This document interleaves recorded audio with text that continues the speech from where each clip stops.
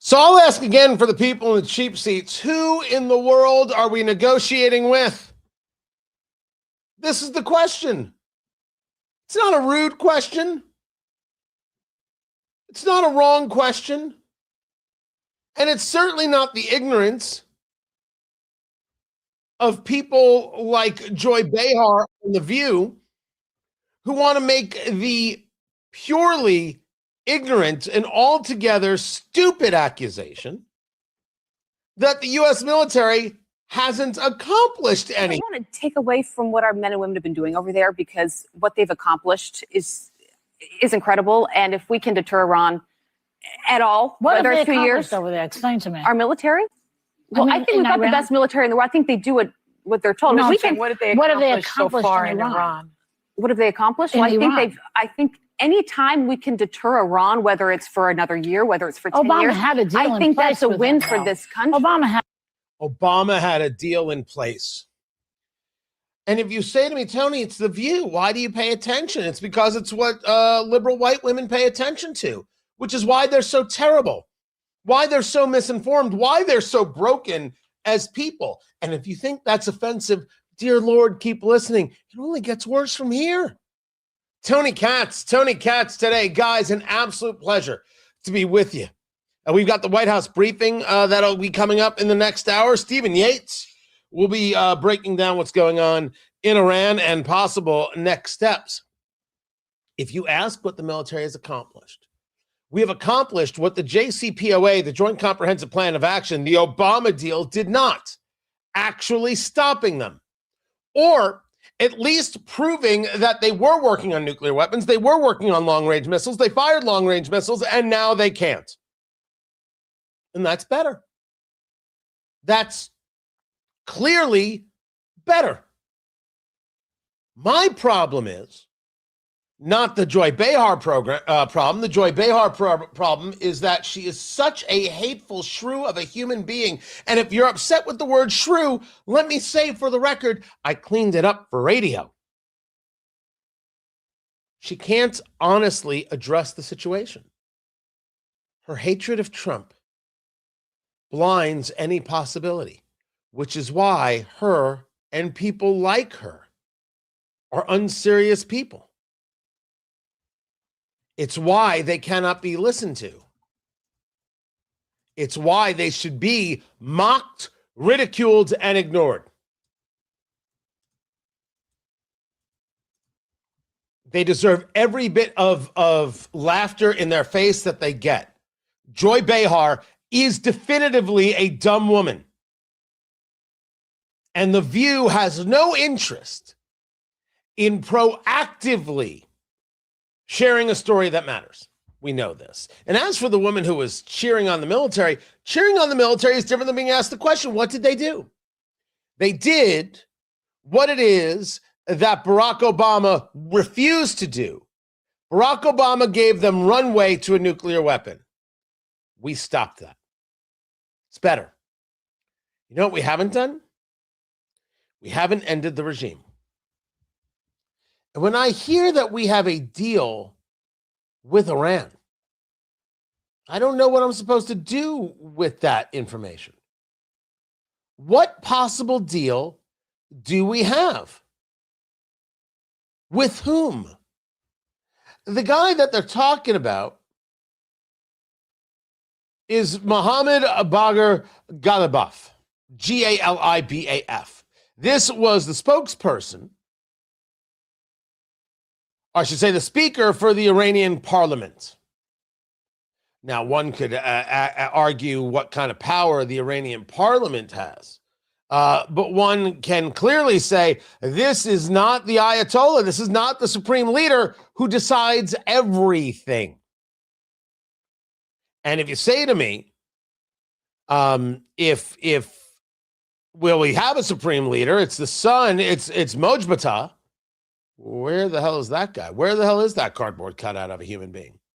He's nowhere. Right now we're dealing with Ayatollah Autopen, and allegedly this dude, a guy who served in the Islamic Revolutionary Guard Corps, was a commander, was the mayor of Tehran. He denies there are any talks going on whatsoever. As a matter of fact, not only are there not any talks going on, President Trump is saying that Iran has fired 101 missiles at the USS Abraham Lincoln. Some of them maybe as of today. This is an aircraft carrier. We also have the Gerald Ford, but the Gerald Ford is making its way to Crete, if not there already, because of a fire that was on board.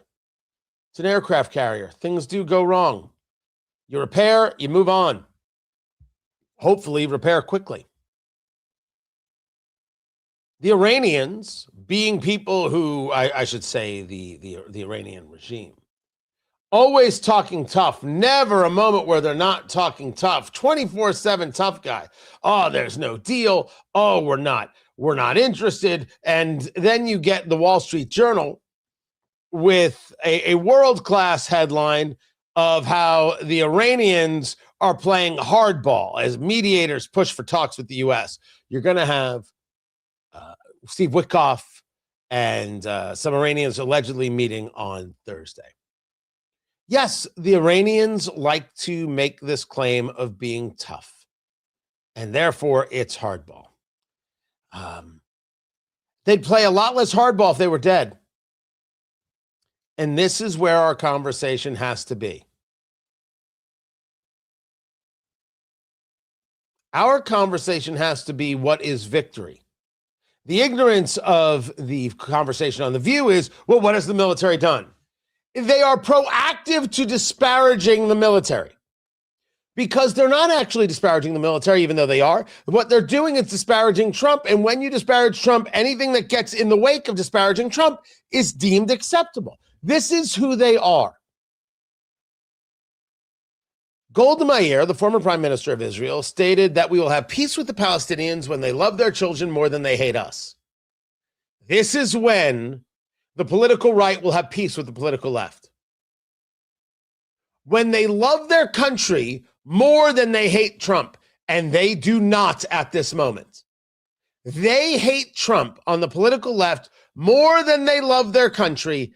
This is not a debate that we're having. They state it everywhere, all the time, constantly and consistently.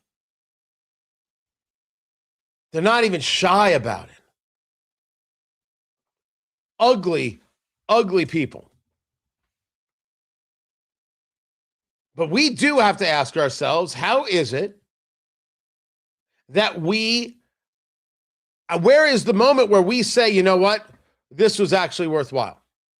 By the way, I can feel some of you judging me and ask the question of what would make you say that the political left, they hate Trump more than they love their country. Okay, let's let Senator Chris Van Hollen, Democrat of Maryland, answer the question. Senator, let me just put that to you. Who do you think is telling the truth? Casey, unfortunately, we've learned that Donald Trump has been lying to the American people from the start, and he keeps lying to the American people, which is never a good thing. So you believe the Iranian officials over the President of the United States? I believe that based on all the information that's available and Donald Trump's track record of lying, including the big lie, which he told the American people during the campaign, that he was going to keep us out of war in the Middle East. He broke that promise. He lied about Iran being an imminent threat. The United States and Israel launched this strike. He lied about Iran being on the precipice of getting a nuclear weapon. We know that because Tulsi Gabbard just testified just the opposite recently. And yes, we know he's lying when he says that the Iranians are talking with us and they're about to give Donald Trump everything he wants. Yeah. Now, that is full on trying to demoralize the American troops, demoralize the American people, and giving aid and comfort to the enemy. Anything the president is discussing about conversations with the Iranians should be taken with a massive grain of salt because it could all be deception. We are in a fight.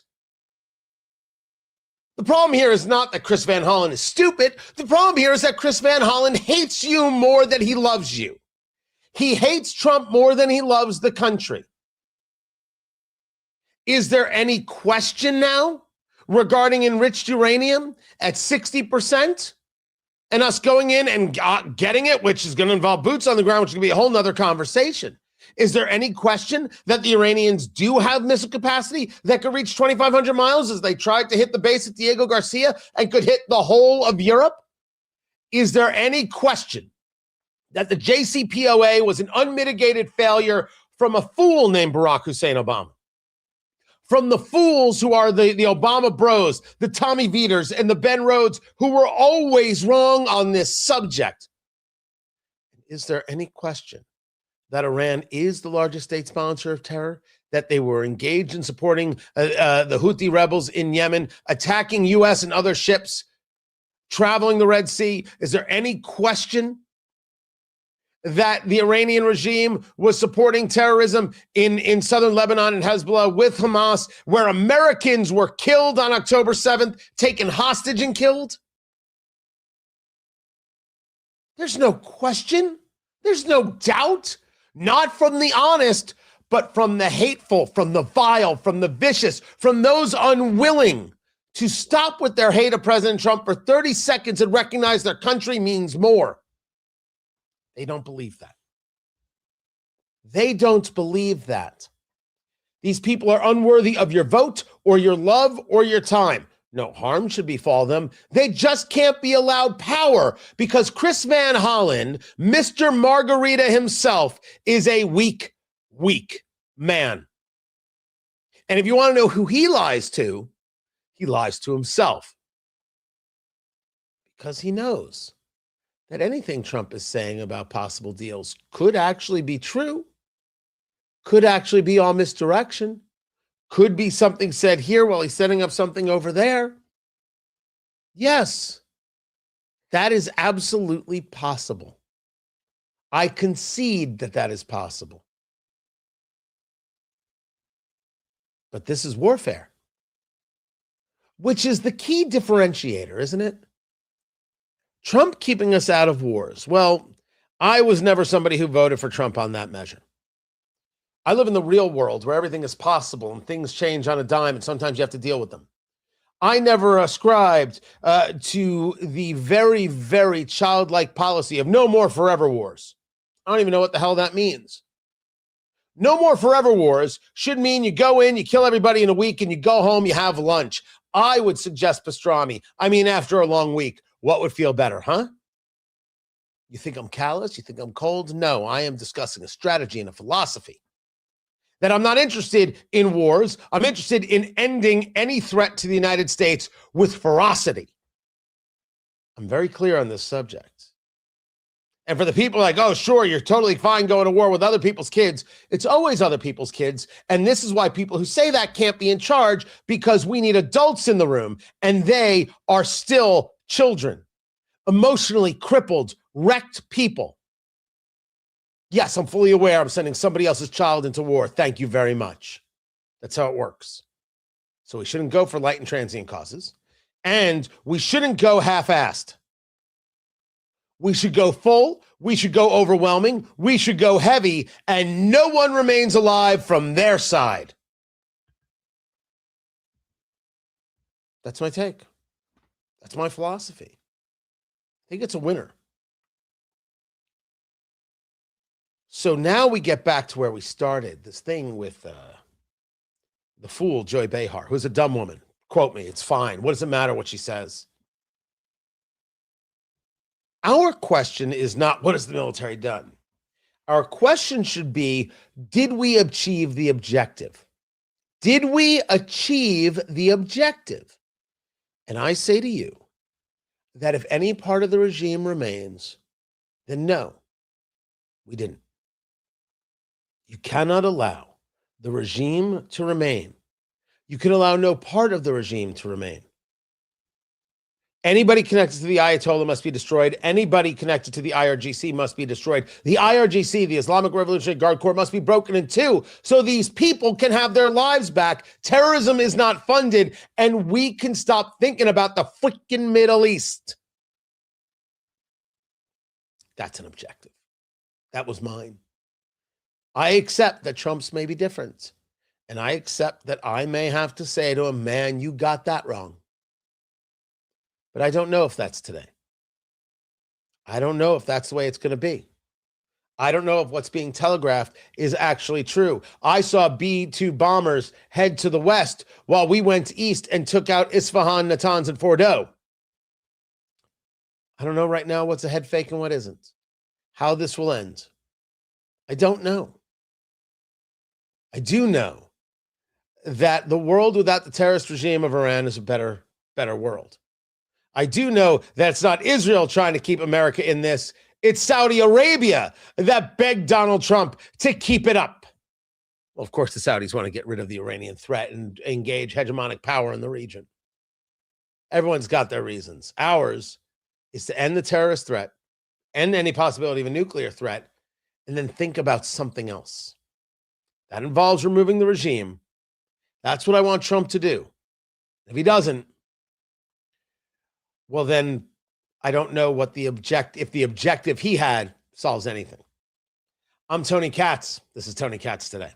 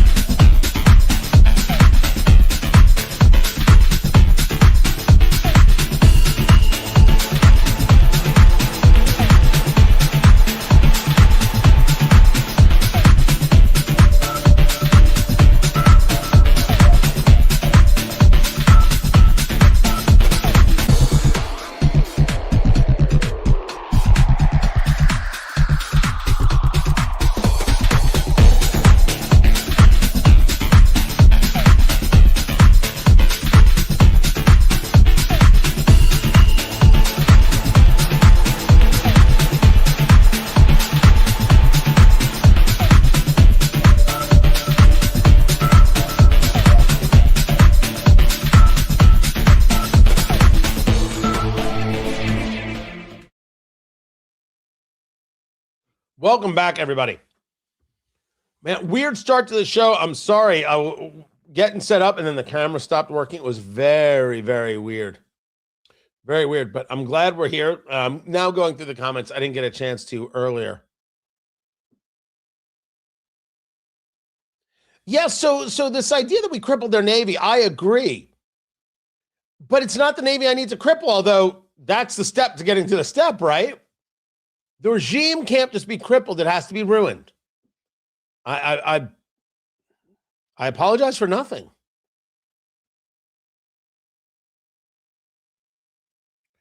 Yeah, so I don't think, and I appreciate the compliment, Deborah. I don't think I'm the only one asking.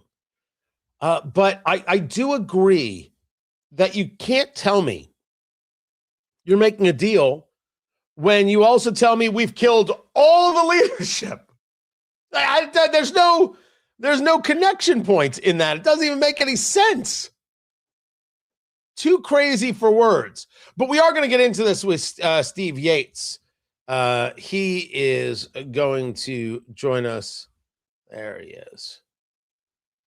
In just a little bit. So I'm going to ask him that question. How does this work? You know, get into a little bit of warfare stuff and kind of where the next move comes from. And according to YouTube, I'm eligible for channel memberships. And I swear to you, I don't even know what that means. Sarah, do you know what that means? That we're eligible for channel memberships? Landon, do you know? Well, you're doing a great job, Landon. Bang up job, kid. He's like, why are you asking me? I don't even want to be here. He went full Dante. I'm not even supposed to be here today. So, we're back to the show.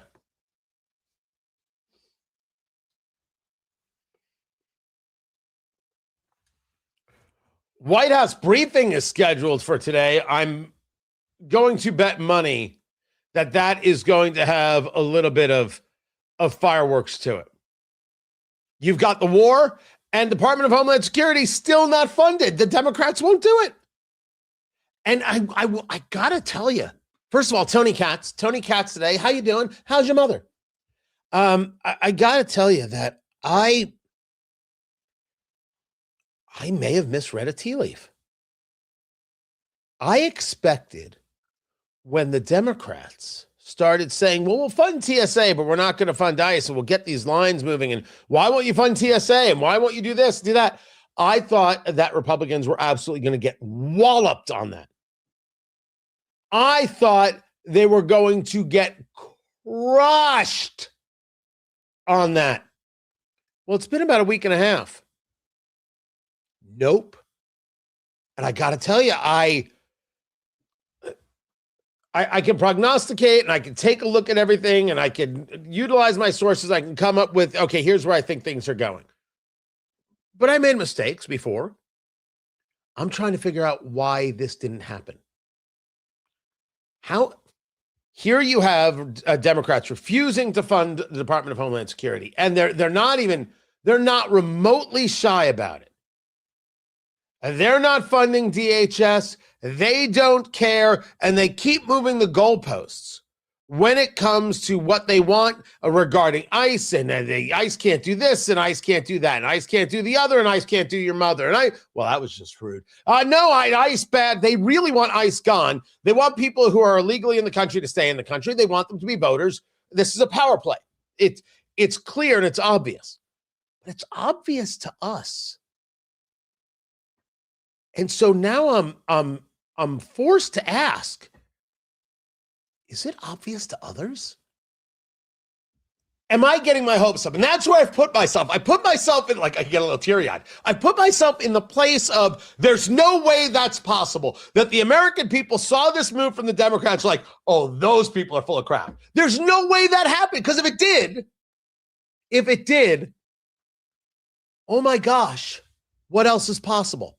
And so I brought this up briefly yesterday, and I wasn't sure if I was going to get into it. You know, everybody talking about the fact that Republicans are going to get slaughtered in the midterms. Now, you know, I have a path to midterm victory, and right now Republicans are not taking it the way I want them to take it. But this idea they're going to get slaughtered, everything's possible, and I can read a tea leaf wrong. But I don't know if that's the case. Let's discuss this 30 days from now. I'm Tony Katz. Thank you. Yes, so this is the Flederman right here. That's what that is right there. It's not a good look. Hold on, let me get a little closer here. Flederman von Riest. So this is assembled right here in, that's not good lighting. There it is. Assembled right here in Indiana, right? Von Riest, shop.vonriest.com. I think I've got it right there. Boom. And you use promo code CATS and you get your discount. And this is the full chronograph, right? So, you know, you got the beautiful case back right there. They also have a quartz chronograph, which is spectacular. And for whatever reason, they sell it for $499, which is insane. But it's really wonderful. And a lot of them are racing inspired.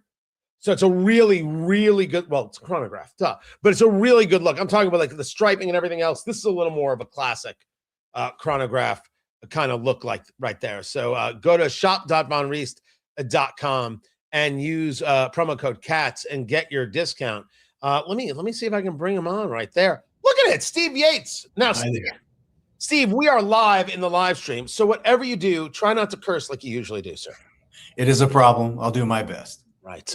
First of all, Stephen Yates is with Heritage. Now, your field is China, but your field is kind of expanded to foreign policy as a whole. And all of this, there's no part of this that doesn't touch China and how we deal with China somehow in the future, correct? It is. I mean, there's a bit of China in all of our lives.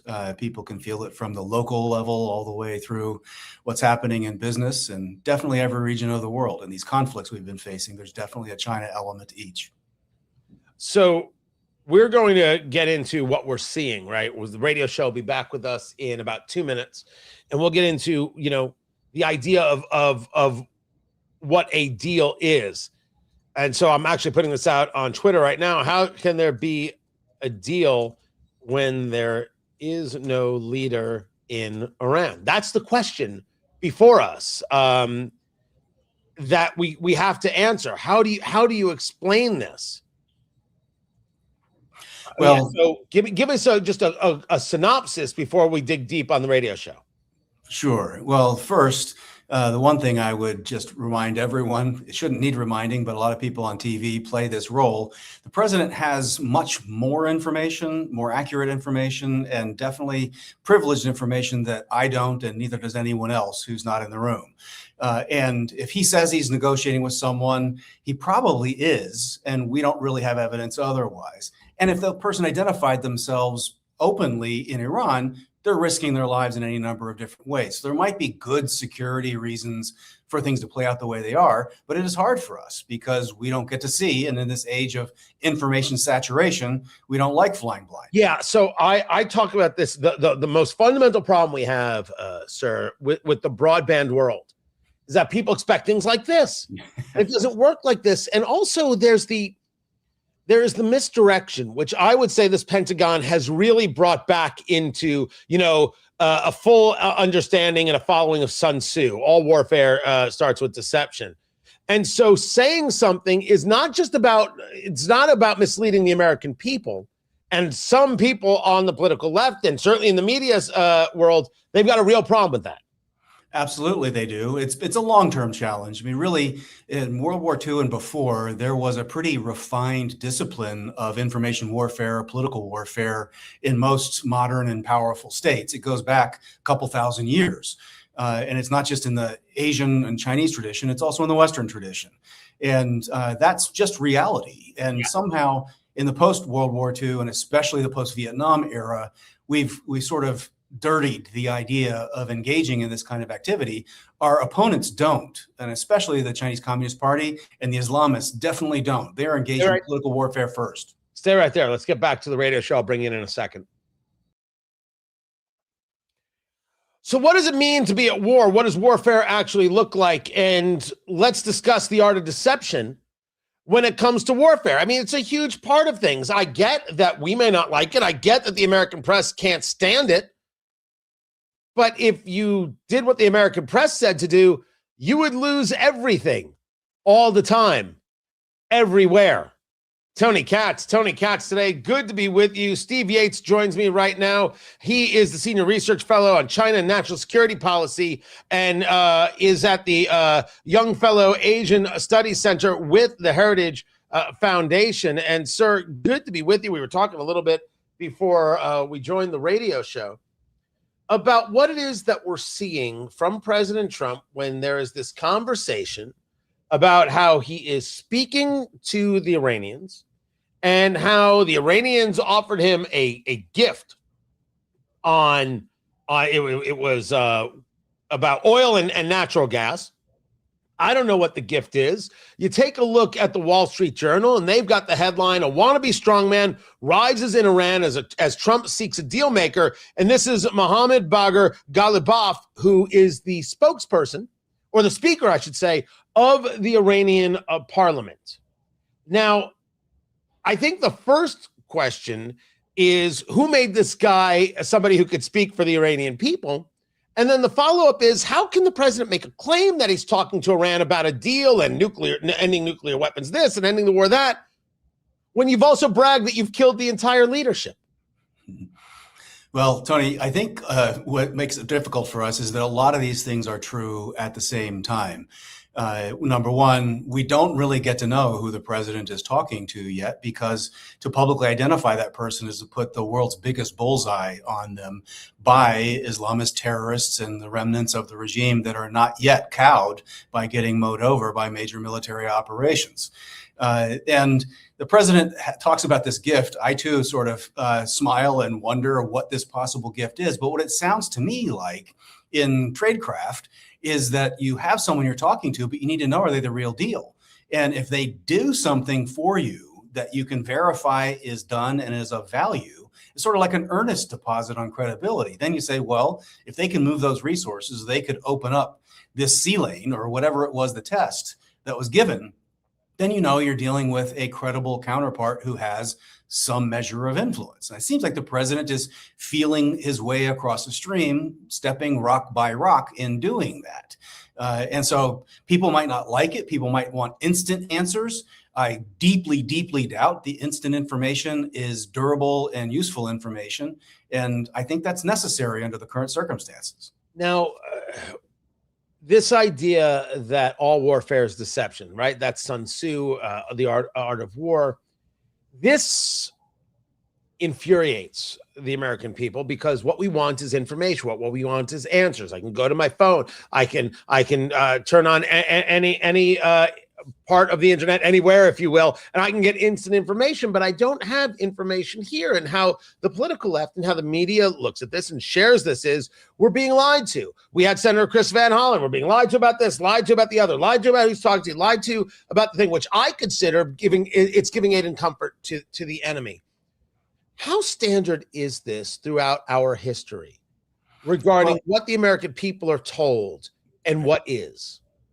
Well, I mean, if you go deeper and just talk about Western civilization, it goes back thousands of years. And if we were talking with Victor Davis Hanson, number one, it would be a very long conversation, but it would also be very well researched on what was going on in those ancient cultures with exactly tradecraft in use of power and in warfare.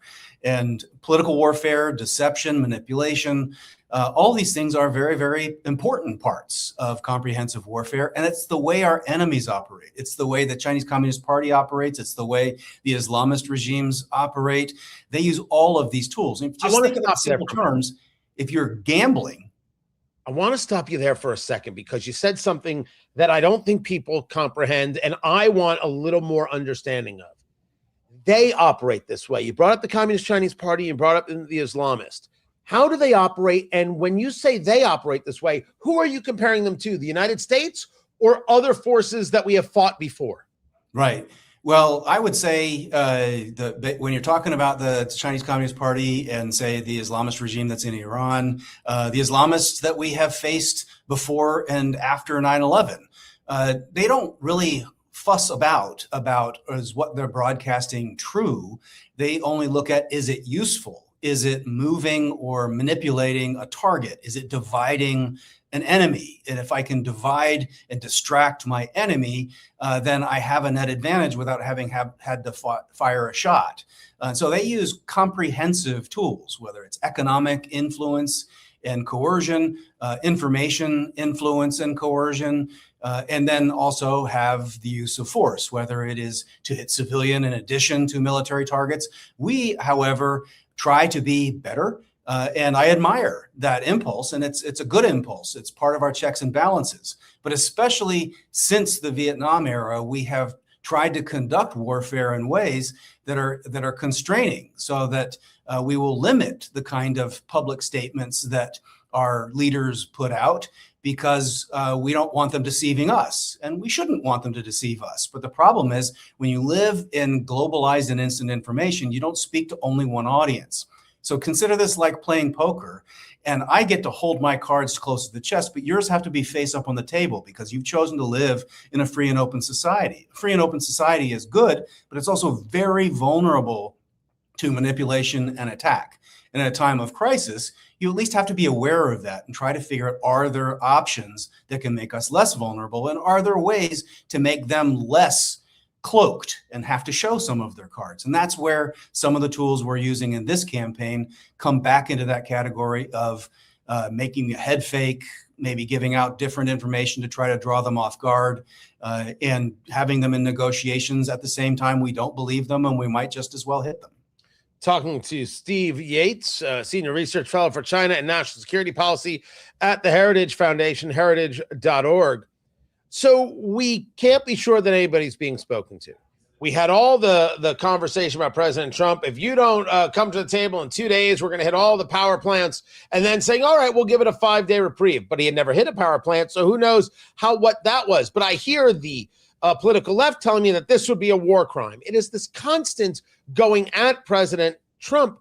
Is this a Trump phenomenon, or is there always been a bit of, oh, the administration's lying to you? I mean, I'm asking you more of a political question than I am maybe a historical question here. But this seems, even in a world of the left hating Donald Trump, very new and very much, to me, an aid and comfort to the enemy conversation. Well, it is all of those things. And I remember 20 plus years ago being in the White House and being subjected to all of these kinds of things back in that day. At that time, George W. Bush wasn't seen as a warm and cuddly man of august stature and kind of compassionate conservatism that was the brand. He was called Hitler. All kinds of accusations of war crimes were thrown at him and everyone who worked for him in national security. It's on steroids with Trump for sure. And the oddity of it is that Donald Trump is doing things that should actually be in alignment with what a lot of these forces would want. He is trying to avoid destruction of the civilian infrastructure, trying to avoid civilian casualties. And if you look at the scope of these major military operations, number one, they're amazing in terms of their lethality and effectiveness militarily, but also they're pretty amazing in avoiding mass civilian casualties while hitting a wide geography. That's actually pretty cautious. And then his willingness to pull back and talk with people that other people would refuse to talk to, that opens up a chance for de-escalation that others would have rejected. So in a lot of ways, he's much more careful and pragmatic than any of his critics would ever give him credit for. When we talk about the pulling back, and this is where I become concerned, it's that it's possible that I have a different objective than the president. My objective is to end the regime so there is no more terrorist threat of any kind. That includes nuclear threat. It's an all-encompassing conversation, but no more funding of Hezbollah and Hamas, no more funding of the Houthi rebels, no more funding of cells that could be right here in the United States and other places. It's over, done, and complete. And yes, you allow the Iranian people, these Persians, to go about living their lives and creating their life. For President Trump, he sees the world differently, right? It is, for me, what I coined years ago is these are the two rules of Trumpism. The first rule of Trumpism is Trump wins. And the second rule of Trumpism is that a deal can always be made as long as it adheres to the first rule of Trumpism, which gives me pause. It gives me real concern. As you see it, your conversations, your insight, what do you think the president's real goal is? Well, first, I would say that I agree completely with the Tony Katz theory of the universe, as you've just described it. And the theory of how the president operates, of course, he's more complex than that. When we use these simplistic distillations to try to understand and make points, and those are valid. And there's more to what he's doing than just those things. But broadly speaking, what you described is exactly why people get concerned, nervous, why they wonder whether they're getting complete information. Some people pathologically unwilling to accept the information they're given. But we have to try to step back. And that's the hardest thing in the world to do because we are addicted to instant information and belief that we have instant knowledge and reality when these are evolving situations. And President Trump likes to operate in shifting sands he might have made shift. That's where he finds his deals. That's where he finds his leverage. But ultimately, he is changing the tectonic plates the world is moving around on. And so when I get concerned about it, at least I just remind myself, broadly speaking, the Middle East has never been in a better position to have a more stable next decade or two than since the Abraham Accords and whatever comes out of this. Yes, and we should agree that the Abraham Accords is the start of everything. It could all be brought back to that. Steve Yates from the Heritage Foundation. Before I let you go, is there a consideration from Trump, the War Powers Act, the price of oil, Do these things move him to wanting to wrap things up more than the idea of the regime's end? I don't think President Trump needed any motivation to try to want to wrap things up. It has been his impulse, his DNA for 4+ decades, and he's been on television talking about it forever. And so the idea that he would ever put himself at risk of being in a forever war, as we like to call them, is basically zero. And so we're in a period where we've been going for a month. We don't see clearly exactly how this lands. But I don't think it's the War Powers Act, which gives 60 to 90 days slack. So we're still well within that. And I don't think it's sort of the concern of the markets, although he's really sensitive to markets. And so that's why I believe some kind of a deal and a de-escalation is coming in the next week or two, or a major, major hit is coming in the next week or two. And no matter what happens, when we de-escalate, Israel and our Arab allies and perhaps others, they're going to be mowing the lawn in this region while we're there to come in as needed going forward. But I don't expect America to be the everyday maintenance crew for this region. I've never heard the term in warfare, mowing the lawn. That's going to get used right there. Steve Yates, follow him on Twitter X, Steve Yates, Yates, from the Heritage Foundation. I appreciate you being here, sir. More is coming up. I'm Tony Katz. Clear from the radio show. Sir, thank you. I didn't interrupt you, but I really wanted that definition. I think it mattered quite a bit. All good. All quite good. A bit. I'm glad the time worked too. What was that? I'm glad the time worked too. It did. The young man will be on Newsmax at 1:00. I think I'm on Newsmax tonight. I think I'm on. Well, I was on at noon, and I'll be on at 2. The 1:00 moved to noon so that I could talk to you a little less pressure. That is good. See, he's bragging. He's on twice. Look at him. That's me, braggart. Right. Thank you, sir. Talk to you soon. Thank you. Take care. There he goes. That is Steve Yates right there. Now wait. Someone said, right. So this, Ken, I'm with you. Don't tell me the plan. Now that sounds so weird to say because you want to know what's going on. You don't want to be lied to or anything like that. But I get that we're going after a goal. We're trying to get something accomplished and done, and you might not be able to tell me everything. Because this media, they're desperate not only to share it, but they're desperate to screw you over. By the way, I never heard, I keep saying, by the way, I got to stop. That expression, mow the lawn, to mow its own lawn, I have never heard that before. I'm like, oh, that's good.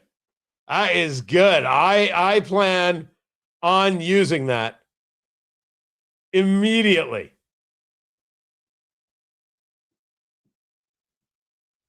Just going through some of the comments that I may have missed. No, I appreciate him going through that very, very much. So we have got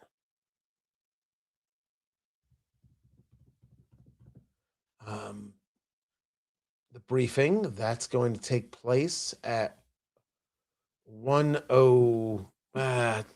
What are the odds she's coming in on time? Although this might be a big briefing between the war and funding of DHS. I'm just saying.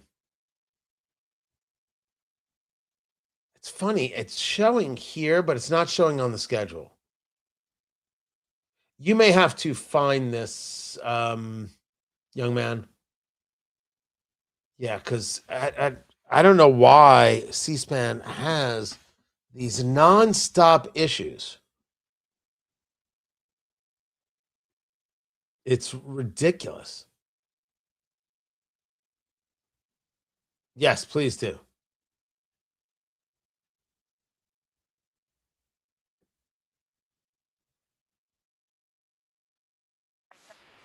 That was me. That was me just playing some audio right there. Maybe News Nation will have it.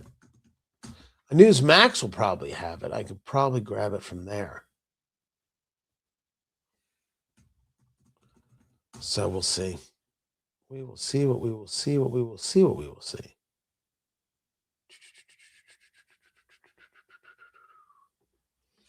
All right. Let me get back to it.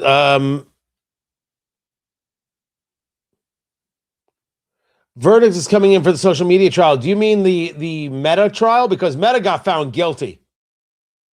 $375 million guilty.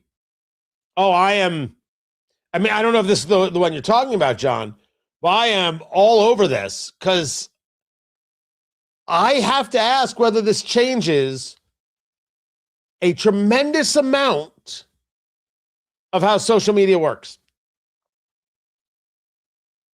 Or are these companies so large that they say 375 million, we'll appeal the thing. We won't have to pay today. Maybe with the legal fees, it'll cost us 400 million. We'll make that back tomorrow. What number hurts? What number makes the difference? That's the question. I don't know. Producer Landon asked, how many commas does it take to really cause a problem? So, but that's for, like, does it create a problem for Facebook or for X? What about others?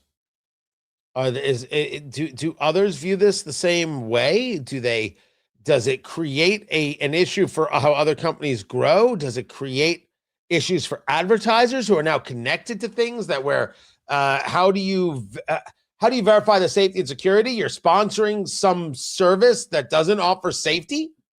So not everything is just all wrapped up in a bow. I think there are questions, and I think this verdict means a lot. But we will get into that in a little bit. Back to the show. So as you know, ICE, Immigration Customs Enforcement, they showed up at the airports. They got the crowds moving. You went from having lines of 4 hours, 5 hours plus, to lines that disappeared. Tony Katz today. Good to be with you. And at CNN, it was like, well, maybe it was just a slower travel day. That's insane. But it's so CNN. And people are angry about it. The left is outraged that we would use ICE in this way. Meanwhile, people are talking to ICE, saying thank you. And what is ICE doing? ICE officers are handing out bottles of water.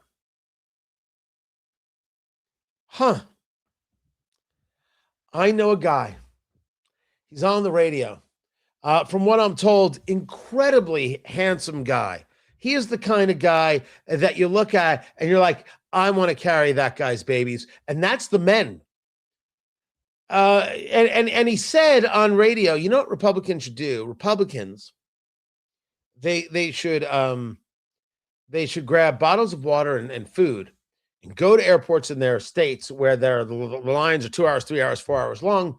And they should hand out the water and hand out the sandwiches and say, hey, sorry, Democrats are doing this to you. We've been voting to fund DHS. They won't do it. It's just so ridiculous. And now you have to suffer. And I'm so sorry for that. But I just want to make it a little bit easier. We're trying our best.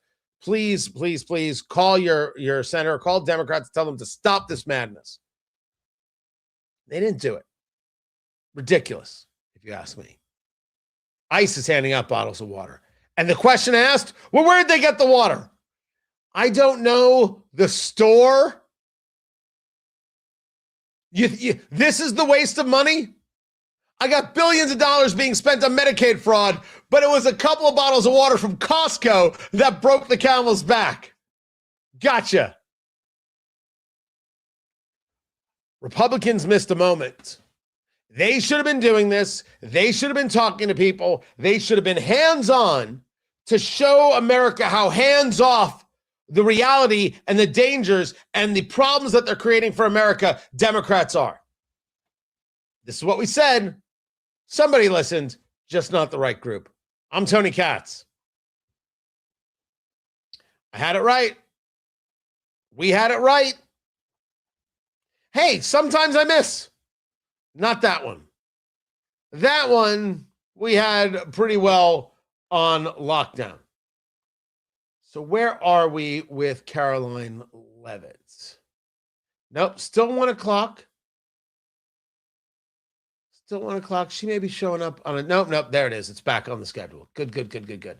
So here's what we've got going on. We have got the what is this called? That's it. The radio show. Hold on a second. Someone wants me to bend a knee to King Trump.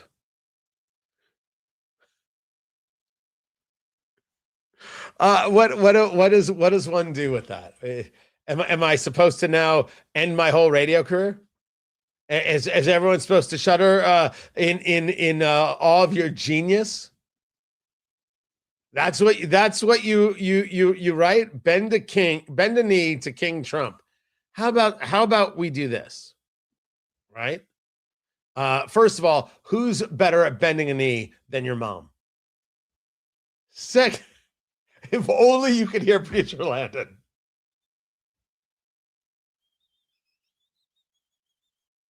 Honestly, you're going to need to record that so I can play it when those things happen. And what I'm saying is that I think your mom might spend a lot of time on her knees. I don't know if that's true. I don't know. Maybe she's just comfortable in that position. Maybe she's going to do downward facing dog or whatever it is she's paid to do in that position. I'm just saying, you know what? This should be the show. This should be the show. I got to start doing this on air. Screw it. It's time to just leave it all to the wind. That's all I'm saying. So that's that. And yeah, now I delete you now because you bore. We're in radio show break. So we will be in the break here. We'll come back to the briefing. I appreciate you guys being here. Kick back, relax, smoke them if you got them, which is always a worthwhile thing to do. And we'll be there in a moment. Stay right where you are, guys.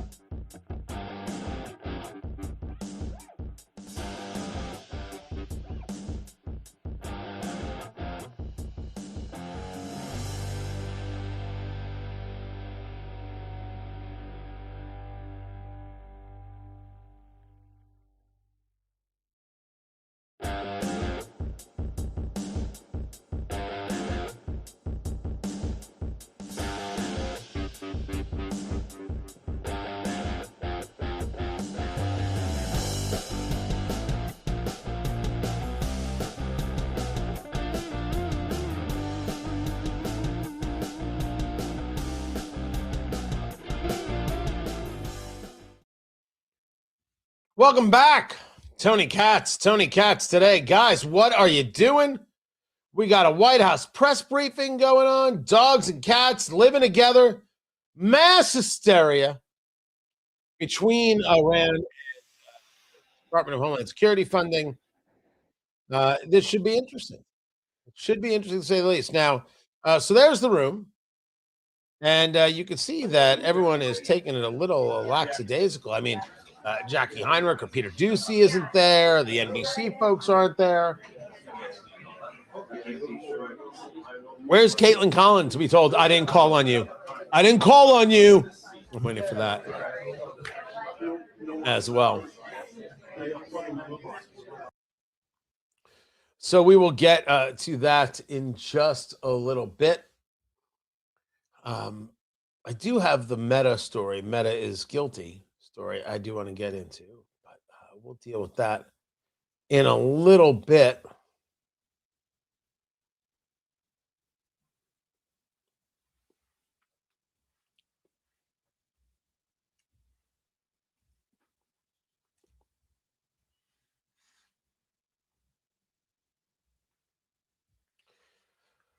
So getting ready for the White House briefing between the war, between what's going on with Department of Homeland Security and the lack of funding, because Democrats like long lines and unhappy Americans because they think it'll give them power. Hey, I don't want them to be like this, but here we are. Tony Katz today. Guys, it's good to be here. It's good to be with you. An absolute thrill. Find everything at TonyKatz.com, live streaming on the YouTube. Be a part of it. Everybody gets a cookie. Hold on. We're out of cookies. Oh, should have been here earlier. So wait on the White House briefing. I will bring that to you when it happens. But there's a story out of News Nation about investigations going on. And we're not just talking about the congressional investigation into, for example, the hospices. What has been uncovered in California regarding the amount of hospice centers and sites and companies in Los Angeles. You would think that everybody is dying in Los Angeles, dying to be famous. Let's not joke. And you see that there's just no way that these companies can be billing as much as they are and serving anybody, and they're not serving anybody, and no one's there. And people like Nick Shirley make the videos, and he shows up and no one's there. No one is there. So with that, you realize that there is a massive shell game going on, just like what we saw in Minneapolis. Important to note, we don't know of all the people involved in this hospice racket. That's exactly what it is. It's a hospice racket, right? But doesn't seem to be at the first bit of reporting that they are Somali nationals. I think there is a real reason to look at those you're letting into the country and whether or not they want to be Americans and live the American way of life, or whether or not their culture is compatible to Western civilization. If you tell me that that's not important, if you tell me that that's bigoted, I will tell those people to pound stand. I think it's outrageously important to maintain American safety and security. But the idea that only from people from Somalia would engage in fraud, well, that was always a nutter of an idea. There are plenty of people who have nothing, who are not Somali, who are involved in the fraud, waste, and abuse in Minneapolis. There just seems to be a tremendous percentage of people who are from Somalia or are of Somalian descent who were involved in this. Two things can be true at the exact same time. The facts and the data tell a story. If facts and data to some people are racist, well, those some people should not be considered when having this conversation. I have no idea who's involved yet with this fraud.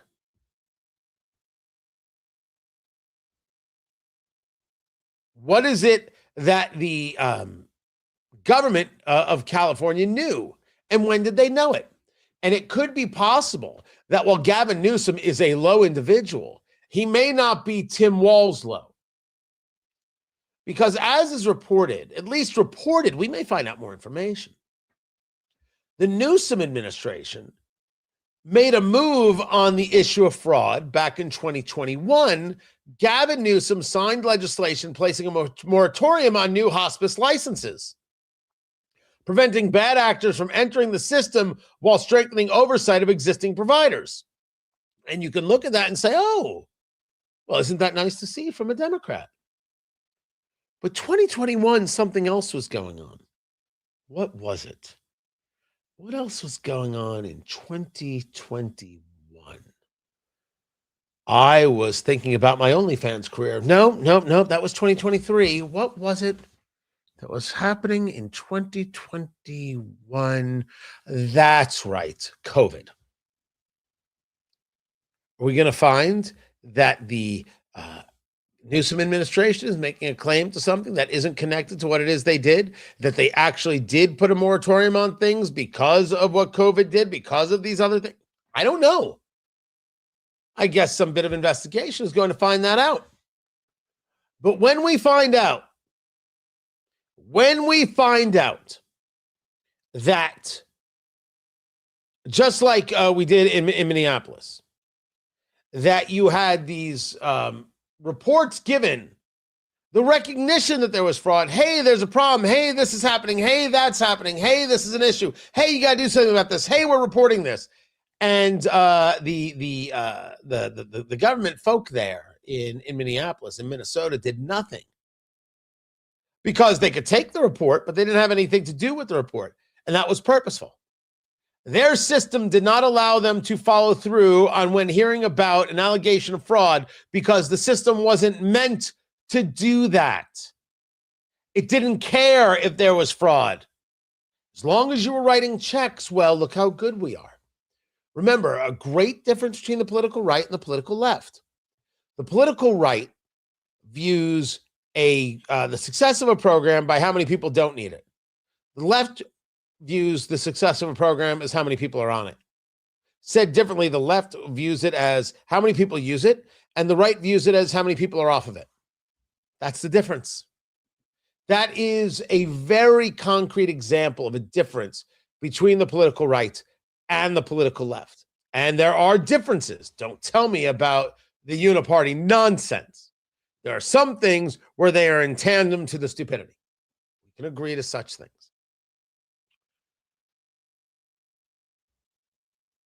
I bring this up because the FBI and the IRS are now collaborating to take a look at funding of domestic terrorism efforts. And we know that in some the issue with Minnesota and Somali nationals was that money was going back, as City Journal reported it, to Al-Shabaab, a terrorist organization. So now it's a look at what are we setting up in terms of charity, and it's going to terrorism. Pam Bondi saying that part of this would be to root out all culpable participants, including organizers and funders in all domestic terrorism activities. Rooting out the fraud, rooting out the support of terrorism with our dollars. That's fantastic. That's what we should be doing. That's excellent news. Is there anybody out there who's going to say that it's terrible news, that this is a bad idea? Why are we doing this? The answer is you better believe it. There will absolutely be people who think that this is bad. When Trump said drain the swamp, I looked at it like I look at many things and said, okay, nice bit of sloganeering. Make America great again. Nice bit of sloganeering. Make America great again is the same thing as hope and change. It's the same exact thing, which is to say hope and change. And the reason it works so well is that it can mean anything you want it to mean. Anything. What do you hope for? What do you want to change? Ta-da! Make America great again What do you want to be great? What does it mean to be great? Something different for everyone. Simple. I think that the need for these investigations, the need for searching in this, the need for digging in on this, if there isn't a moment of agreement on these kinds of things, then what is there actually a moment of agreement on? We can't agree on the idea that we don't want billions of dollars going to terrorist organizations in Name the African Nation or to domestic terrorists. Maybe the problem is we have a political party that wanted to refer to American citizens as the terrorists. Where is that story? Did you send it to me? What, Producer Lando, was it? Here it is. It was from Zero Hedge. Biden era intel assessment targeted white moms and homemakers as potential domestic terrorists. This, a 2021 intelligence assessment titled Women Advancing White Racially and Ethnically Motivated Violent Extremism, Extremist Radicalization and Recruitment. Oh, you're a suburban white woman for Trump? Terrorist. Oh, you are going to a school board meeting? Terrorist.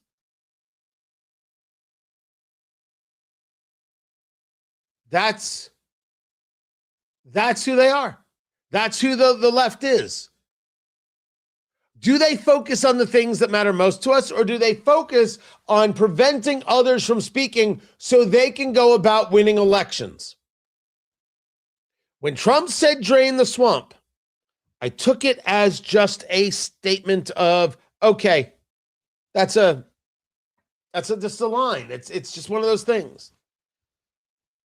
Knowing that there was a swamp, but not actually knowing exactly how ugly it all is. And it is all outrageously ugly. Getting rid of fraud, getting rid of the abuse of the system, getting rid of those people in these agencies who want to look at moms who happen to be conservative and say, well, we label you a terrorist, so we silence you. Yeah, that's all good stuff. And I would remind President Trump that even with everything else going on, these are the things that are lasting things. Removing these people from the intel community, removing these people from the State Department, removing any of these agencies or sub-agencies or outlets or groups that utilize our dollars against us and message against us. And rooting out the fraud and the fraudsters and throwing the American citizens in jail who are guilty and deporting those who aren't American citizens. And then we should punish the countries who sent them, as a lesson. Waiting on the White House press briefing. When it starts, I will bring it to you. Keep it here. This is Tony Katz Today.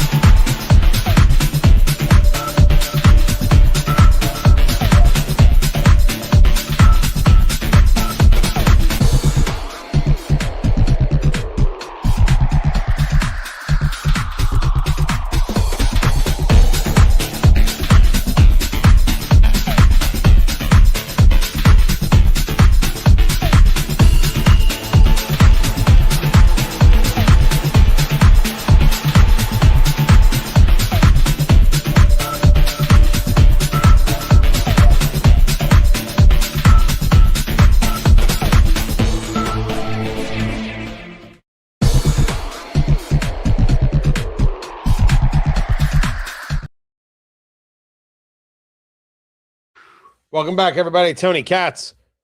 Tony Katz today. Where are we at? So, yeah, this briefing looks like it's a ways away. I may just move into 3 more things there, Producer Landon, because I have got some worthy stories. I think I'm going to do that.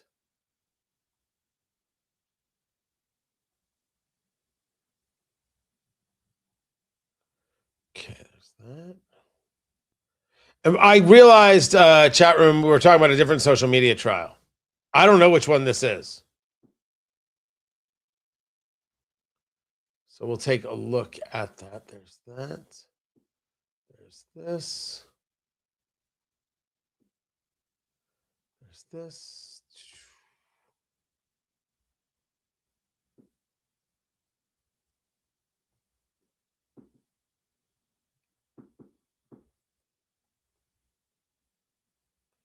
There's that.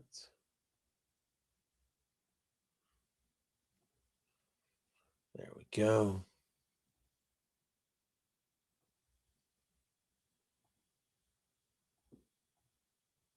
"30 seconds till we come back." Fantastic, then. Okay.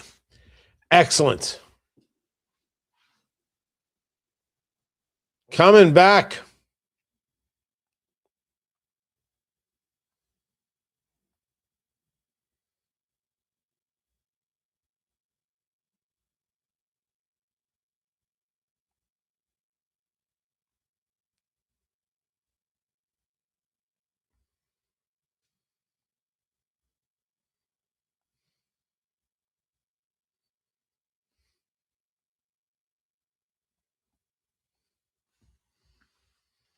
Three more things to get to. Tony Katz today.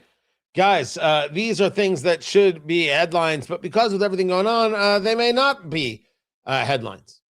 Just may not get there. Oh, there it is. There's my story. Let's start with the Seattle Seahawks. And you're saying to me, Tony, what? Why? Washington state, tax-free state. There's no income tax in Washington. This changes because leftists ruin everything. You've already had Howard Schultz's Starbucks leave. Now they've decided to approve a millionaire tax. Because why not take your time and your energies and tax people just because you can? You know, for the lulz, as the kids would say. Why not?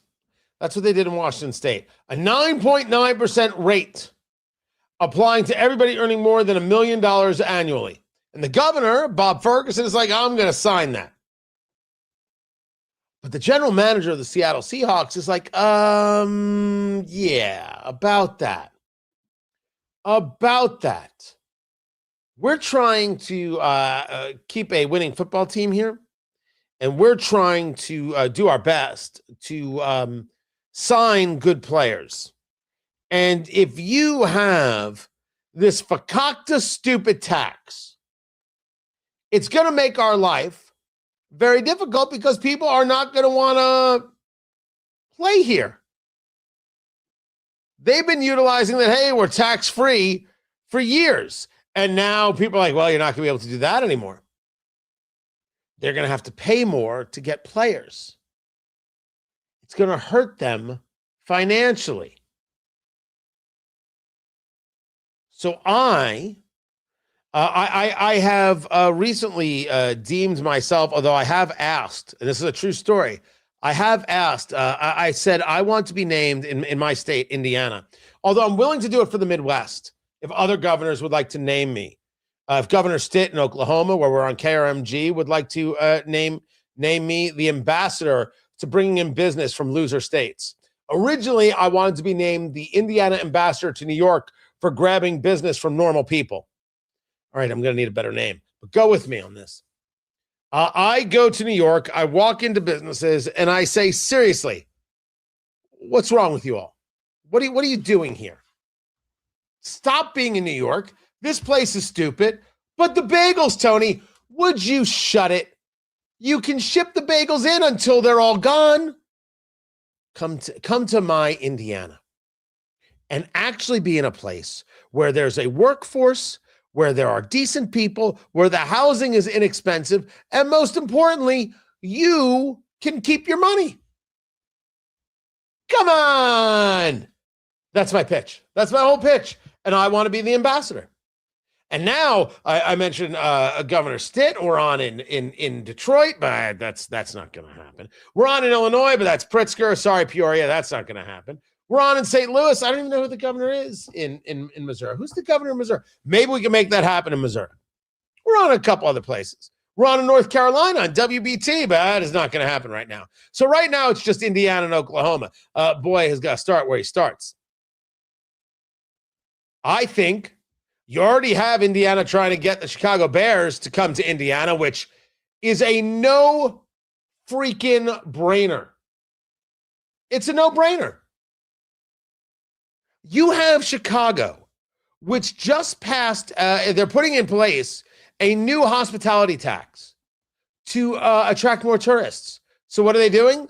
They're raising the taxes on a hotel room from 17.5% to 19%. And they think they're going to get more tourism that way.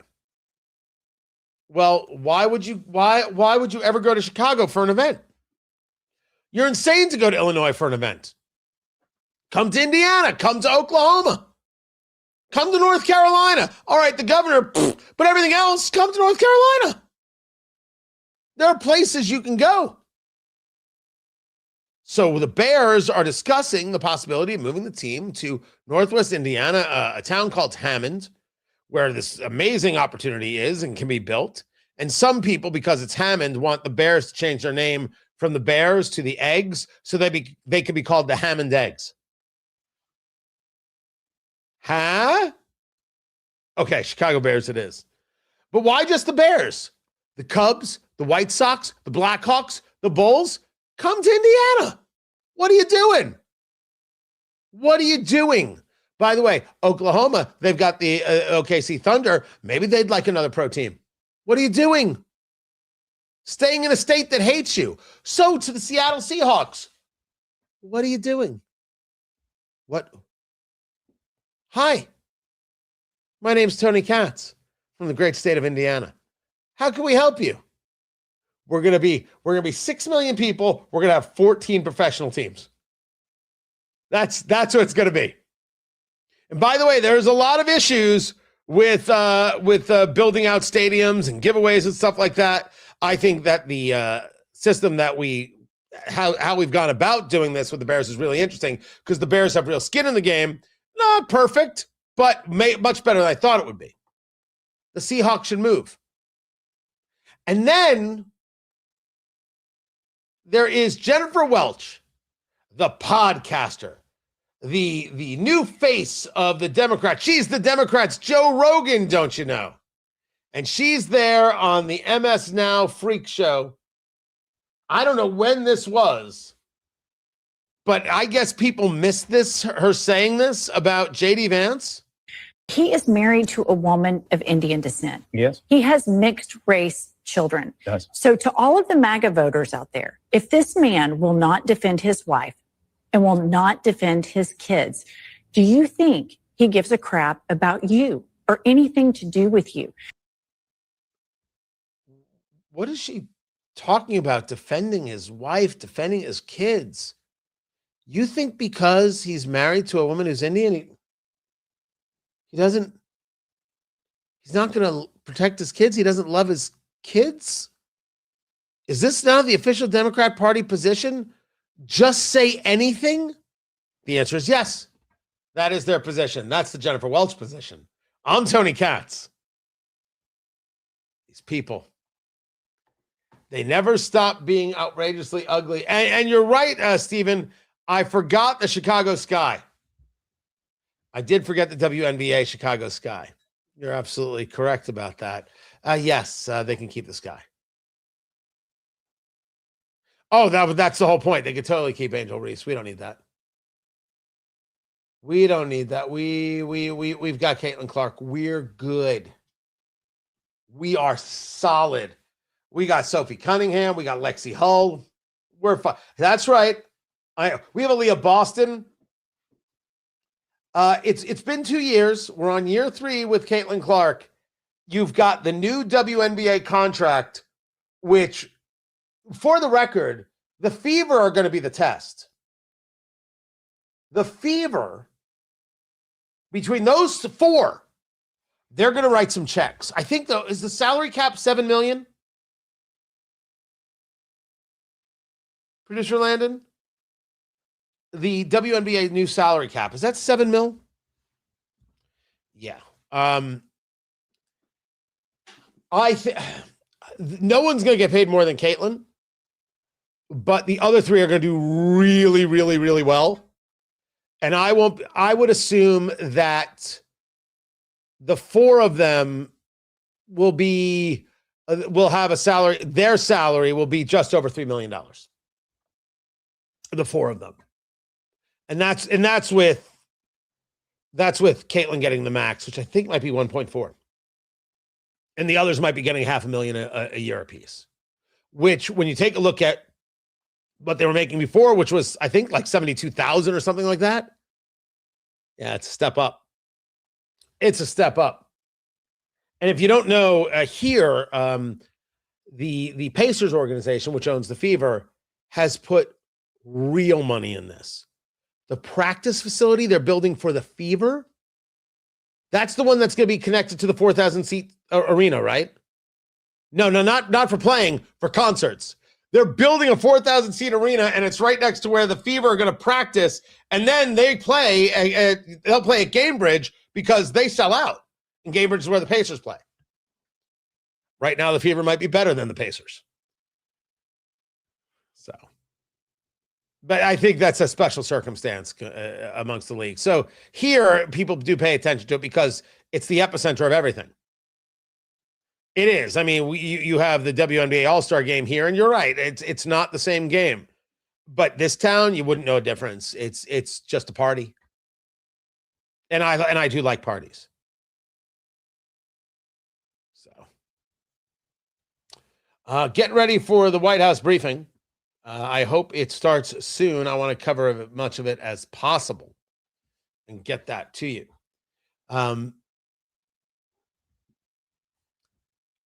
I would like to see. I'd like to see these teams come. Why not?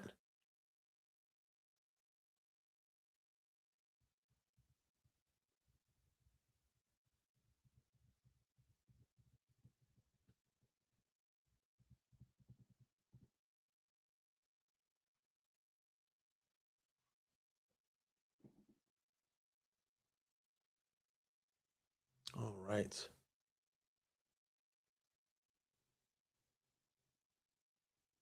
I'm getting a lot people reaching out to me. I don't know if you heard me doing this morning about Marian University. Oh, I'm getting all sorts of things coming my way.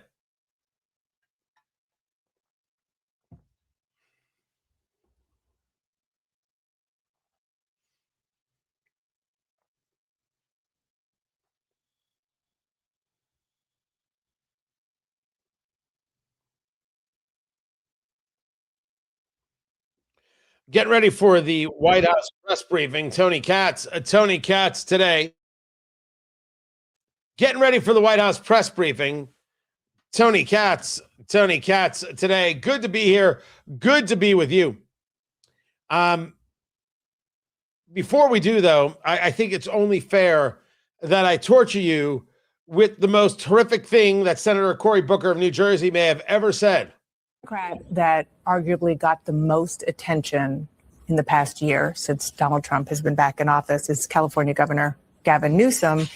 And in many ways, he's doing the opposite of what you are saying. He is on social media mimicking President Trump's style. He is trying to fight President Trump the way President Trump fights Democrats. So Gavin and I are longtime friends when we were both at mayoral level. Mm-hmm. And I told him, I said, brother, we got a bromance because when you stood up for gay and lesbian couples and married them against the law, and the whole Democratic Party was saying you're ruining our coming election, because that was when Bush was trying to put it on ballots everywhere. Dianne Feinstein blamed him for John Kerry losing. Yes, but yet he stood up for what we now know, looking back, was right. Did he just say bromance with Gavin Newsom? You know, people wonder if the Democrats have a masculinity problem. Wonder no more. I'm pretty sure. Good Lord. Do they hear themselves when they talk? Do they hear what it is that they say? Now, there is plenty of news, and I have much more to get to, but let me get to two things as we're waiting on the briefing. First, there has now been a vote of no confidence against the sheriff in Pima County, Arizona. Unanimous vote of no confidence. You're like, wait a second, how do I know this guy? This is the sheriff investigating the disappearance of Nancy Guthrie, the mother of Today Show host Savannah Guthrie. This is so weird. The idea that she just up and disappeared and no one can find, no trace, no this, no that. I accepted at the beginning that maybe they're not telling us everything. Again, the concept of misdirection. Maybe they were trying to act aloof and maybe lure some people or, into a false sense of security. All these kinds of things are possible. Did they really screw this up? Because you are left with the overwhelming belief that they screwed this up. And now you've got the vote of no confidence, and he won't resign. He won't go. Well, I think that's going to be a hard thing to overcome. That if it's a unanimous vote, you don't have the confidence of the people you're leading, you have to leave. And I'll tell you, I mean, and then, did you hear that they did an interview over the Today Show with Savannah Guthrie? It's her first interview. And it's gonna play over the next couple days. And I said it, listen, I'm a morning show host as well. You guys know I do a morning show in Indianapolis. I'm like, all right, if that's airing, nobody's listening. They're gonna watch that. It is going to be the most watched thing of 2026. Savannah Guthrie telling us what she knows and how she feels about her missing mother in one of the most national stories out there. It blows my mind that they can't find her. I find it frightening that they can't find her. And I do think that the sheriff, a vote of no confidence is okay. You have to go now. This doesn't mean somebody new is going to find her. It doesn't even necessarily mean that the investigation is as awful as I may think it is. Remember, I'm not on the inside. But it tells a story, and people are supposed to have some level of shame. This brings us to the story about Ruth's Chris. You think this story is just nonsense. I'm telling you the story matters quite a bit. Now, in this story, I'm about to say some very, very mean things about a restaurant called Chili's. And you say to me, Tony, are you not aware of what's going on in the world? Would you trust me on this just for a moment? Thank you. Ruth's Chris put out a statement. The statement that Ruth's Chris put out was that it has a new dress code. I talked about it here on the show. Business casual for customers to wear proper attire, with diners who don't comply being relegated to the bar. Take off your hat when entering the restaurant. You want to wear a ball cap at the bar, or you go right ahead. You want to wear it outside, but no gym wear, no pool attire, no tank tops, no clothing with offensive graphics or language, revealing clothing or exposed undergarments. And what did I say? damn straight, Roos Chris. You are absolutely positively right. You are terrific and you are wonderful. You are going to save America and also the steaks. Mwah! Now I get my steaks from defiancebeef.com. Use promo code EatDrinkSmoke and you will get a free mini share with your quarter, your half, or your full beef purchase and free shipping. Defiancebeef.com, from the Indiana farm to your table. Seriously, they're sponsors of my cigar and bourbon show, Eat, Drink, Smoke. Love them. I ordered a whole cow. It's a true story. That is a true story. It should be here soon. I cannot wait. Defiancebeef.com, promo code Eat, Drink, Smoke. Get your deal. But if I'm going to go out, I want to have an experience. Boom, Roos Chris. Why? Because those guys have a standard, and standards are good. All of a sudden, you've got these restaurants, these little silly restaurants, trying to mock Roos Chris. There's a backlash. What do you mean there's a backlash? Chili's has decided they're going to get in on this. The only dress code at Chili's is that you have to be dressed. Yes, and you also have to wear very loose-fitting pants so you can get them down fast enough, because Lord only knows what the baby back ribs are going to do to your intestines. Now, full disclosure, I haven't been in a Chili's in 20 years. I have no idea. Maybe the baby back ribs are delicious. But we do not mock people for having a standard, kitten. Not now, not ever. No. Oh, hell no. Standards are good, and Roos Chris is right. Roos Chris is right. Chili's is wrong. Applebee's is wrong. And if you want to show up someplace in your pajamas, with all due respect, my dear friends, you are also wrong. Wrong and ridiculous. We'll come back. We'll play a little bit of the White House briefing. Keep it here. This is Tony Katz today. Yes, so she should be on any second. But I was looking at time, like, how do I get the most amount from her, including the Q&A? I can give a recap of what it is she talks about. By the way, I'm not going to lie. Chili's is baby back ribs. I want my baby back. Well, I saw Austin Powers. Shout out, fat bastard. You're an idiot, Landon. That is not Karoline Leavitt right there in the red. That's not her.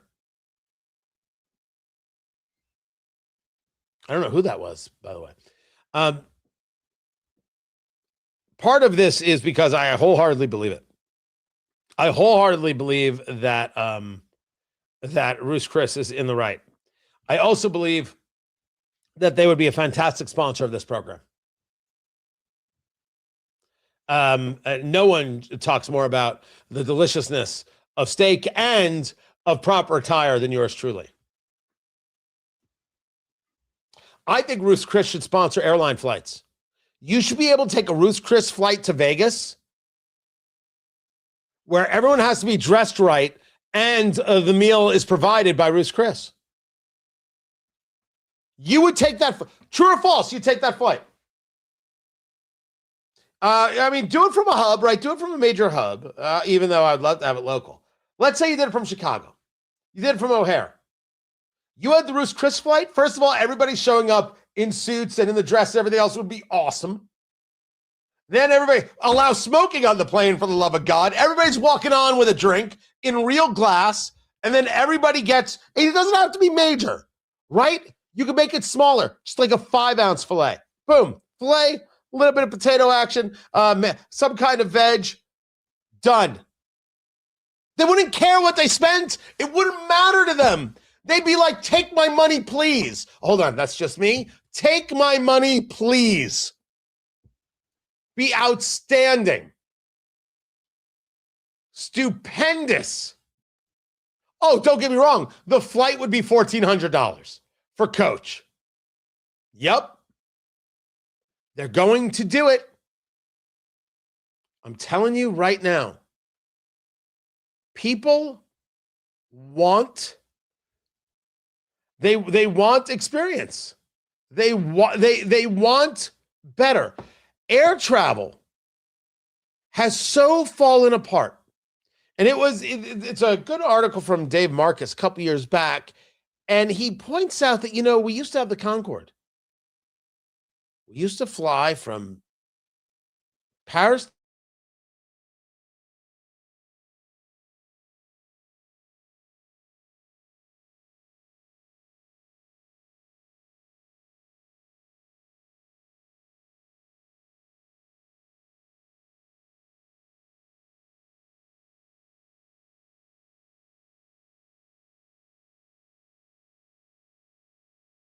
Sorry. Yeah. So the audio has been kicking out by itself, and I do not know why that is. I don't know what's happening that's making it so incredibly sensitive that the audio is just kicking out. So I was referring to, could be that the mouse is having a problem. I was referring to an article some years back from a guy by the name of Dave Marcus. Very, very good guy. And wait, are you telling me you still don't have audio? How about you, Landon? Do you get the audio? Yeah, but you're getting it through me. Okay, there we go. Everyone's back. Fine. Yeah. All right. Got it. Good. And Dave Marcus noted that we used to have the Concorde, and it would fly from Paris to New York in 3.5 hours. Yep. Oh, don't worry. She's coming on here. And now we don't have, what do we have? We're lucky if the seats get cleaned of puke. How did things fall apart so quickly? How did we allow ourselves to be so degraded in our standards, in what it is we value? How did that happen? And how do we fix it? Well, we fix it by wearing suits on a plane. What I've been discussing for years. And now you got Sean Duffy talking about it. You fix it by saying we hold a standard. It is the Tony Soprano standard. You don't wear a hat at Artie Bucco's place.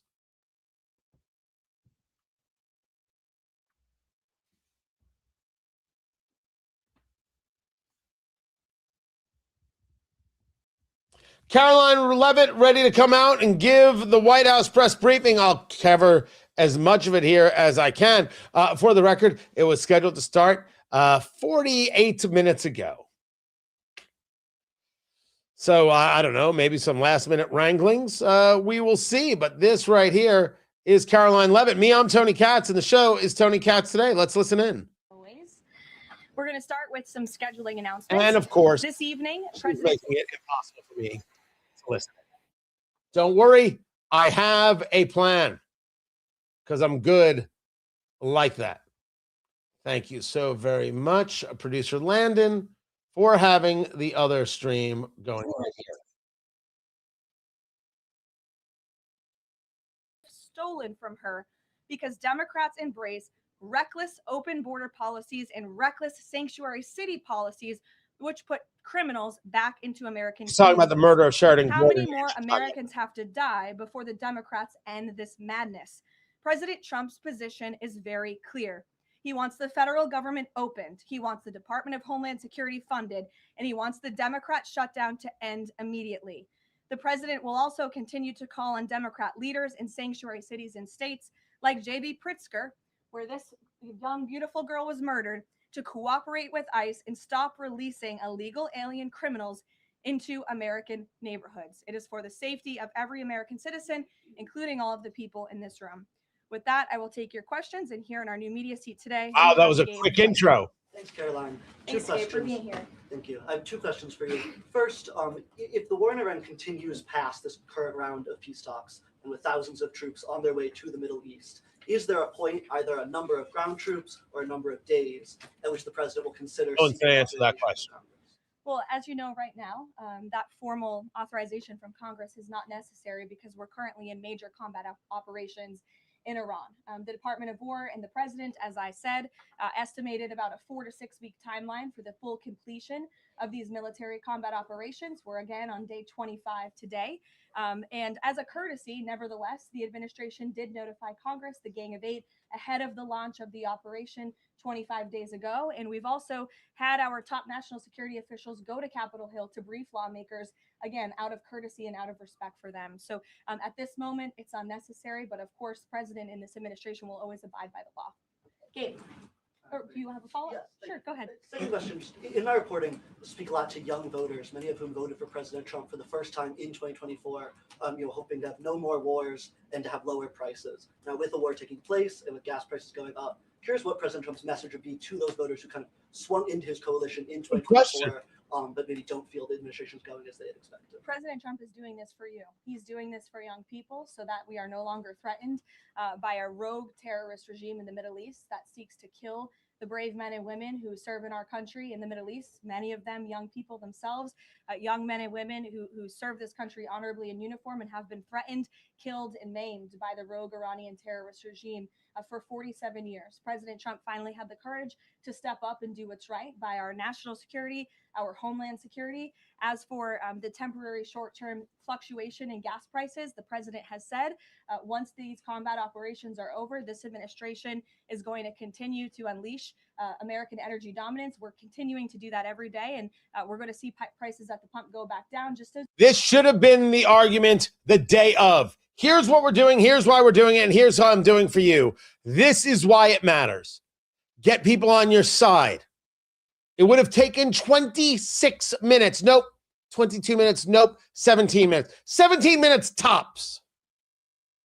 This administration doesn't like to do that. And just as a matter of PR, it's a mistake. TV has said that Iran has rejected the U.S.'s 15-point plan to end the war. What's the White House's response to that? And have these talks hit a dead end? They have not. Talks continue. They are productive, as the president said on Monday, and they continue to be. However, I saw a 15-point plan that was floated in the media. I would caution reporters in this room from reporting about speculative plans from anonymous sources. The White House never confirmed that full plan. There are elements of truth to it. So this was the Wall Street Journal and some other places saying Iran rejected a 15-point plan that came out about an hour ago that this was rejected by the Iranians. Well, the first question would be, by whom? Who's actually running the show over there?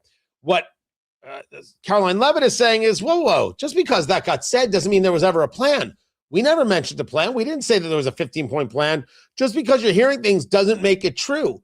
There is a lot of propaganda going back and forth, a lot of trying to manipulate going back and forth. And for the Iranians, the regime, the objective is to manipulate the press to try and turn the people against Trump, which isn't very difficult to do. They're the American press. What's the U.S.'s response to that? Was the U.S. responsible for that attack? I'll have to check in with the Pentagon on that, and we'll get you an answer. Thank you, Karoline, too, if I may. Speaker Johnson today described the conflict as wrapping up, but the 82nd Airborne Division, they're typically deployed at the beginning of conflicts. So does the White House... the 82nd Airborne, so the story goes, has been deployed. As I said at the beginning of my remarks, we are meeting our goals of Operation Epic Fury expeditiously. The president likes to maintain options at his disposal. It's the Pentagon's job to provide those options to the commander-in-chief. For any specifics on troop deployments, though, I would point you to the Pentagon. And today, Philadelphia District Attorney Larry Krasner reiterated threats to potentially arrest ICE agents that were sent in to assist with these historically long TSA lines. He said, quote, "The president cannot pardon you." Has the president seen Krasner's comments? Does he have any response? The president cannot pardon you for what? He's talking to the ICE agents who are handing out water bottles and are helping people move through lines at airports. It's a disgraceful comment. The men and women of ICE are great people. I would encourage this lawmaker, whose name I don't know and don't care to know, to actually sit down and speak with the ICE agents who are on the ground doing this important work, not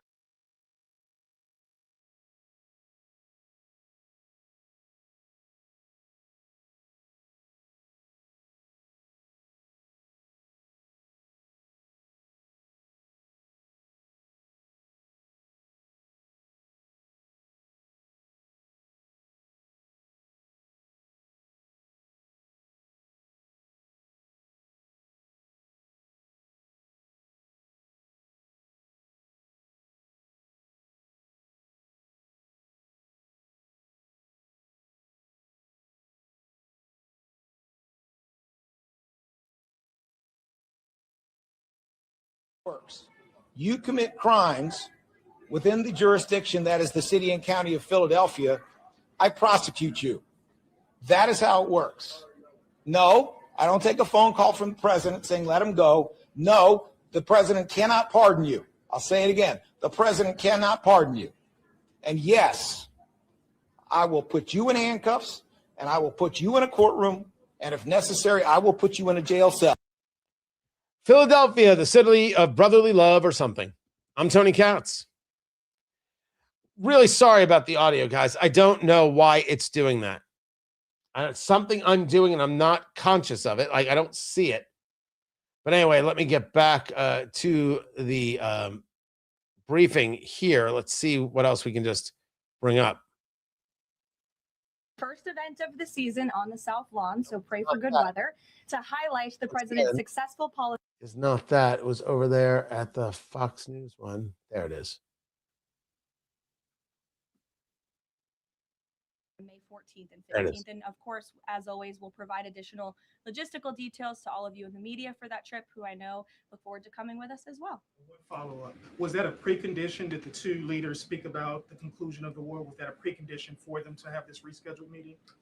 No, there was a discussion about the rescheduling of the meeting between the president and President Xi. President Xi understood that it's very important for the president to be here throughout these combat operations right now. He understood, obviously, the request to postpone and accepted it, which is why we have new dates on the books, and I'm happy to announce those to you today. Jennifer. On the negotiations with Iran, are there still face-to-face talks planned perhaps in Pakistan? And who do you think would probably be going? Again, I've seen a lot of speculation and reporting about potential talks that could happen later this week. Nothing should be deemed official until it is announced formally by the White House. I would not get ahead of our skis on reporting about any talks this weekend until you hear directly from us. Does the president think that all of the allies will go along with whatever the U.S. concludes with these Iranians? Are you expecting that Israel and all the other allies will follow whatever agreement is made? I think the president has shown that he is absolutely the leader of the free world, the head of the most powerful military in the world, and in various examples, so the 12-day war between Iran and Israel, the ceasefire between Israel and Gaza, the president has shown a very unique skill at getting our allies to get on board with what's in the best interest of the United States, but also the world in cases of foreign policy like this. Ed. Yeah, thanks, Karoline. So, is there a time frame as to when the first oil tanker can go through the Strait of Hormuz freely? It's a very good question, Ed. I don't have a specific timeline for you today, but it's obviously something the administration is working towards as quickly as we can. And with respect to oil, as you know, the administration has taken a number of actions to stabilize the markets. We directed the U.S. DFC to offer reasonably priced political risk insurance for takers through the strait. We issued that temporary waiver to allow countries to purchase sanctioned Russian oil to alleviate global pressures. We're working with the IEA to coordinate the release of another 400 million barrels. We issued that 60-day Jones Day Act waiver. And then just today, EPA Administrator Lee Zeldin, if you missed it, in consultation with the Department of Energy, announced a temporary emergency fuel waiver to allow nationwide sales of E15, gasoline blended with 15% ethanol, to remove all federal impediments to selling E10 gasoline across the country. The emergency fuel waiver will temporarily waive the summer low volatility requirements and blending limitations for gasoline to provide additional flexibility to the fuel marketplace. So as far as tankers through the strait, something we're tracking very closely, but obviously the administration is coming up with creative new solutions by the day to keep the price of oil stable, something the president wants to see. And I know Secretary... With all of these changes, makes you wonder why you need them in the first place. Why do we need these things? Why not just get rid of them altogether? Why not say we don't need to change these blends? Why not say we don't need the Jones Act? Why not say, why not? Let's change it all together. By the way, the woman behind the bald guy, she does not seem very impressed with what's going on. Guys, I know we've got more press briefing, but I got to run. I feel bad, but it's the way it goes sometimes. I appreciate you. And really sorry about the couple audio hiccups. I don't know what's causing that. I don't know what I'm hitting to make that happen. There's got to be something I'm doing, but I'll fix it. Anyway, don't forget to subscribe YouTube and join in. Subscribe there and don't forget TonyKatz.com for everything. It's where all the cool kids go, or so I'm told. I appreciate you guys. I will catch you tomorrow. Be good. Tomorrow at noon. Take care.